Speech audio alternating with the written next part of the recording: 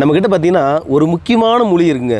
இன்றைக்கி எல்லாருக்குமே இருக்கிற பிரச்சனையே இந்த ஈறுகள் செத்து போகும், ஈரில் இந்த சீல் வடியும், ஒரு சிலருக்கு அந்த ஈறுகள் வீங்கிக்கும், ஒரு சிலருக்கு என்ன ஆகுனா பல்லு ஆட்டம் காட்டிகிட்டே இருக்கும்.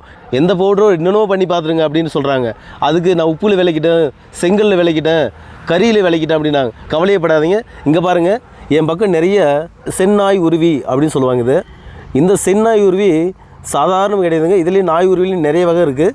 ஆனால் இந்த செந்நாய் உருவி நம்மளுக்கு மிக மிக மிக ஒரு அற்புதமான மூலிகைங்க.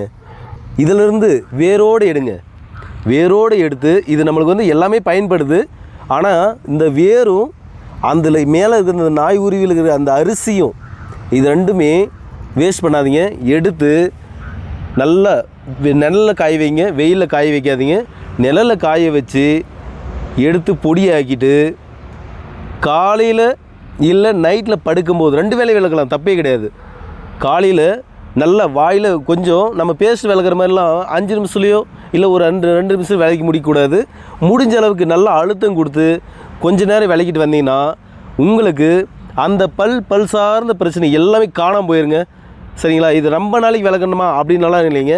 உங்களுக்கு ஒரு 5 நாளைக்கோ 7 நாளைக்கோ ஒரு 10 நாளைக்கு விளக்கினா போதாது. இந்த மூலிகையை பயன்படுத்துங்க, உங்களுக்கு அந்த பல் சார்ந்த பிரச்சனை தீரும்.